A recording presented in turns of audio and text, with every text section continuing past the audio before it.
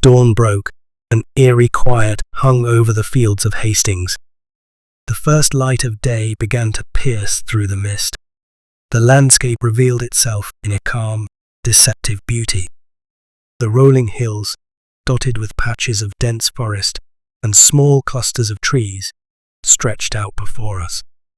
The green grass, dewy from the morning chill, seemed almost peaceful, though it was destined to become a sea of chaos and blood. I stood among my comrades in the Norman camp, my breath visible in the cool, crisp air. The smell of the earth was fresh, mingled with the more pungent scent of leather and metal from our armor. The murmur of men preparing for battle filled the camp quiet conversations, the soft clink of swords and shields being adjusted, and the occasional burst of laughter or a word of reassurance. The horses, their coats glistening with dew, were being led and readied, their nervous snorts punctuating the otherwise still air. The distant rumble of the Saxon forces began to make its presence known. Their war horns sounded with a harsh, penetrating blast that cut through the morning fog, signaling their readiness for the fight. The rhythmic thud of their war drums added a menacing undertone to the otherwise serene morning. As our own men began to rally, their voices rose in a chorus of battle cries, each shout filled with the fervor of anticipation. Deo gratias, we chanted, the words echoing across the field, blending with the sounds of the Saxons preparing for their defense. The tranquility of the landscape quickly gave way to the tension of impending conflict. The once calm air grew charged with the energy of thousands of soldiers, the ground beneath us seeming to vibrate with the collective anticipation. The sky was a bright, clear blue, a stark contrast to the darkness that was about to descend upon us. The sense of foreboding was palpable, each man steeling himself for the brutality that would soon unfold. As the sun climbed higher, a clash of the two armies became inevitable. The initial impact was a jarring explosion of sound and motion, the air filled with the shrill cries of battle and the heavy clang of metal against metal. The once serene landscape was transformed into a chaotic arena of violence.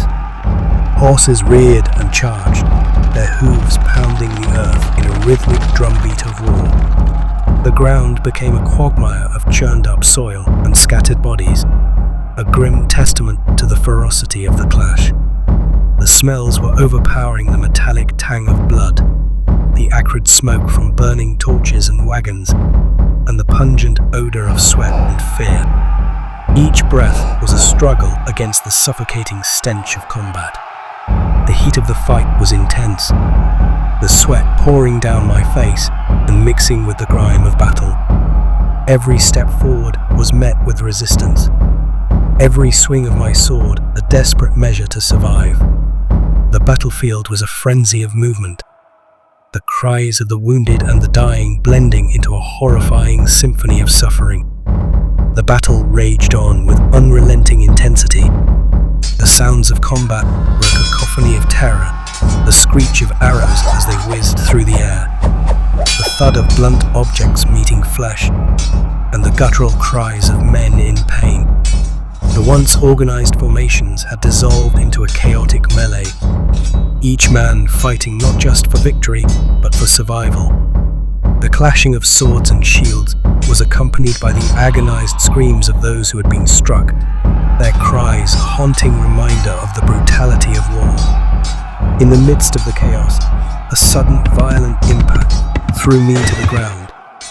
A horse, panicked and out of control, had crashed into me with a force that knocked the breath from my lungs. The world spun violently as I was thrown, the pain in my side sharp and intense. I fell into unconsciousness, the sounds of battle fading as darkness took over. When I awoke, the sun was beginning its descent, casting a harsh, orange glow over the battlefield. I was lying in the cold, damp grass, my body aching with every move.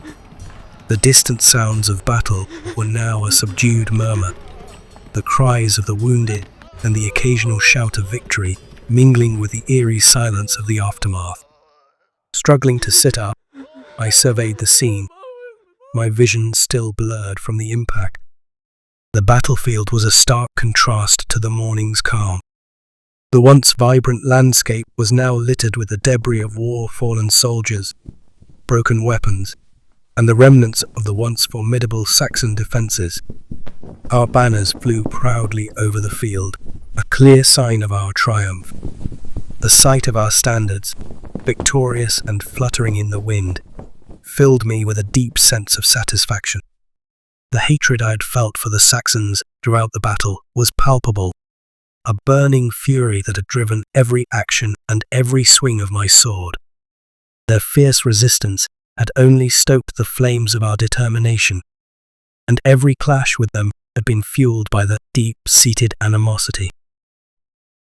But now, as I looked out over the field, the bitterness was tempered by the glory of our victory. The battle had been fierce and costly, but it had ended in triumph. We had achieved what we set out to do, and the landscape, though marred and soaked in blood, bore testament to our endurance and skill. As the evening shadows grew longer, the reality of the day's cost settled in. The field was strewn with the bodies of the fallen, both our own and the Saxons. The somber reality of the sacrifice made was clear, but so was the profound sense of accomplishment. We had secured our place in history, and the echoes of our victory would be remembered for generations. The glory of our victory, the satisfaction of our achievement, made the pain and loss of battle bearable. The landscape would forever bear the marks of the conflict, but our triumph was a beacon of our strength and resolve. As night fell and the stars began to appear in the sky, I took a moment to reflect on the battle that had changed the course of history, knowing that our efforts would be remembered long after the scars of the battlefield had healed. Above all, England was ours,